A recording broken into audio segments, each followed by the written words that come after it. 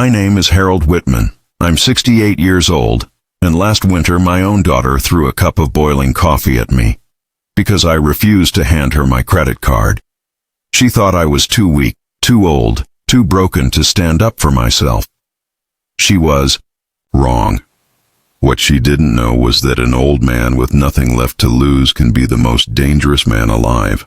I've lived in the same small town for 45 years. Folks here know me as the old steelworker who retired a decade ago, the man who still takes his morning walks at 6 a.m. with a cane and a stubborn back that never quite healed. My wife, Margaret, God rest her soul, passed away 12 years ago. Since then, it's just been me and my daughter, Emily. Subscribe to my channel and comment where you're watching from. I raised her the best I could. After her mother's death, I spoiled her. Not with money, because I never had much, but with sacrifice. I skipped meals so she could eat better. I walked to work in the snow so she could take the bus. I worked overtime shifts until my body screamed, just to make sure, and for a while, I thought she appreciated it. But as she got older, something changed. She fell in with friends who flaunted designer clothes, luxury cars, expensive handbags. They looked at our modest home like it was a shack. And she started looking at me the same way. I thought she'd grow out of it. I thought maturity would make her realize the value of what. The day it all snapped, I had just brewed myself a hot cup of coffee. My knees were aching from the cold, and I was looking forward to sitting in my old armchair. Emily barged in like a storm. Her phone. Dad, she snapped. I need your credit card. She rolled her eyes. Don't play stupid. There's a new limited edition bag online. It's already almost. I sighed. Emily, you already maxed out my card twice this year. I just finished paying. Her face twisted into rage. She snatched my coffee mug off the table and flung it at me. The scalding liquid splashed across my chest, burning my skin. I staggered back, gasping, not from the pain, but from the shock. She stood there, glaring at me with pure hatred. You selfish old man, she spat. You owe me. After everything I gave up. And then she stormed out, slamming the door so hard the glass rattled. That was. In the days that followed, Emily barely spoke to me unless it was to demand money. When I refused, she'd slam doors, break things, and scream, but it didn't stop there. She started spreading lies to the neighbors. She told people I was abusive, that I refused to feed her, that I was. One afternoon, an old friend of mine, Tom, crossed the street rather than greet me. I later found out Emily had told him I'd hit her.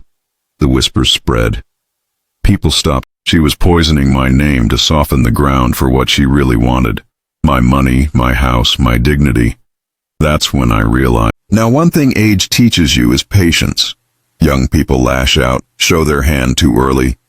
So I let her think she was winning. I acted confused when she mentioned bills I didn't remember. I pretended not to notice when letters went missing from my desk. Inside, I was furious.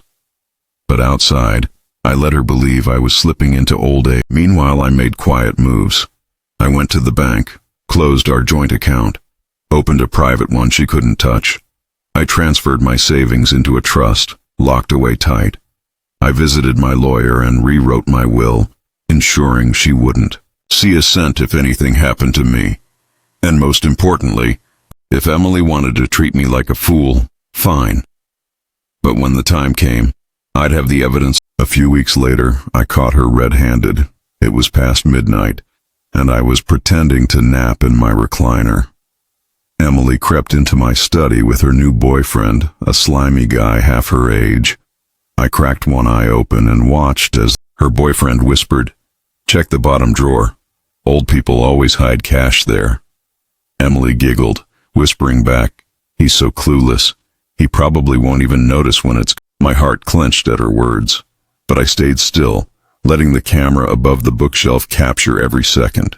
By morning, my mind. I called a family dinner the following Sunday. My brothers, my cousins, a few old neighbors, all gathered around my table. Emily arrived dressed to impress, her smile sugary sweet, acting like the perfect daughter.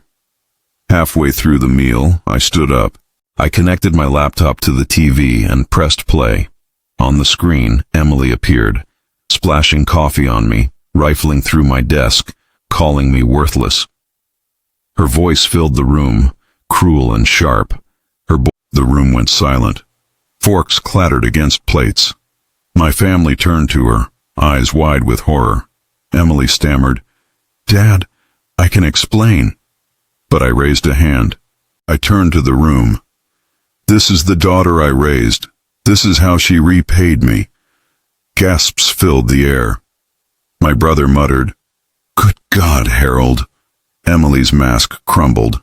She burst into tears, begging for forgiveness. But the damage was done. Everyone's, "Emily, you're no longer welcome in this house. The bank accounts are closed.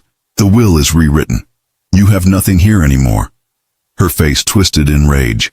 "You can't do this to me. I'm your daughter." I stared at her, my voice steady. "No, Emily. A daughter loves her father. You only loved my mother." She stormed out that night, slamming the door behind her.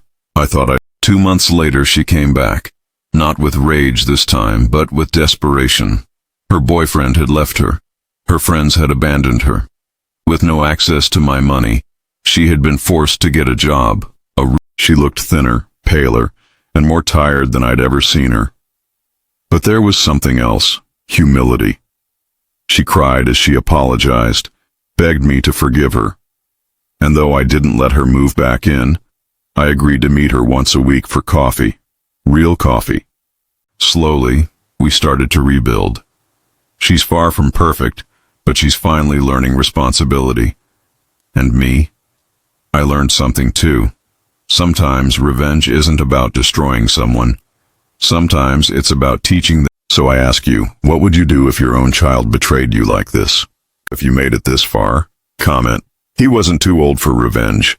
Subscribe for daily stories that hit hard.